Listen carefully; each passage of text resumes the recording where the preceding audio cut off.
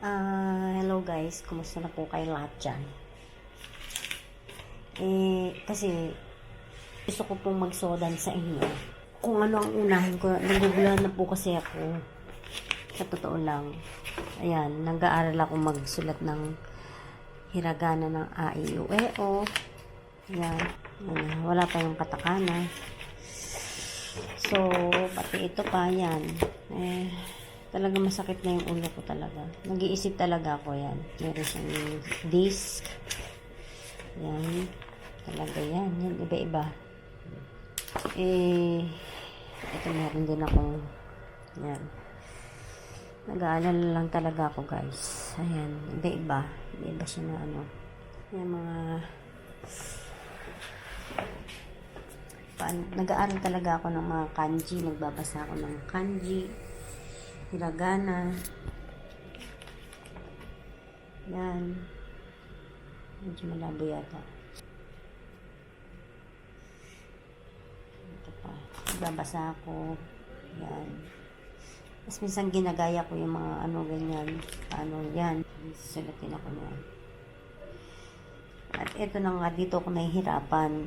Kung anong unahin ko. Ito ba, ang mga ito. Yan. Yan, talagang natutorta na talaga utak ko. Hindi ko talaga alam gagawin ko eh. Kung magluluto ako or ito. Ang alam ko lang naman na iluto, nilagang itlog. Siguro naman din na kailangan mag-aral ng kanji yan. Lulubog lang naman sa tubig yan, di ba guys? So tulungan niya naman ako kung ano unahin ko. Kung kakain pa ba kami o magluluto pa ako or bahala na. Kung ano unahin ko. Yan, naka-ready na siya.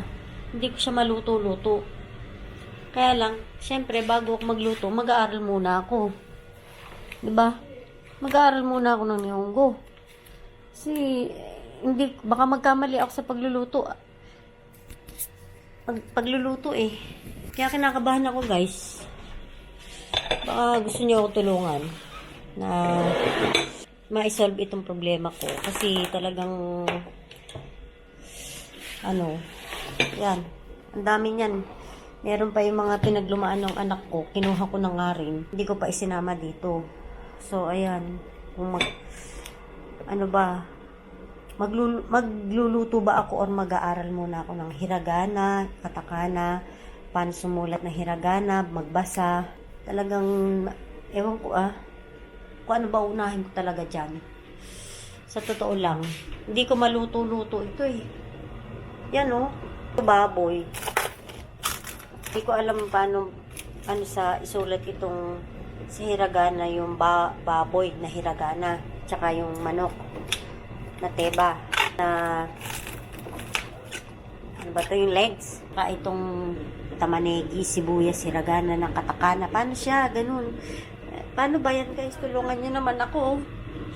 Kaya nga, kasi kaya ko naman siya binidyo para dahil talaga naguguluhan na talaga utak ko guys. Tulungan niyo ako. I-comment niyo na lang. Ito lang ang alam kong iluto guys. Ito lang. Naluluhan na talaga ako eh. Promise.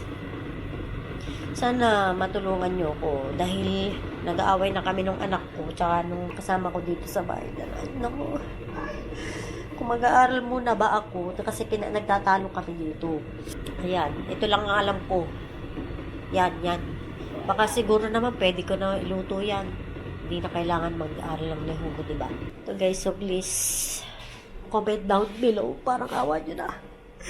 Sige na. Kahit na nagugutom na ako, bye.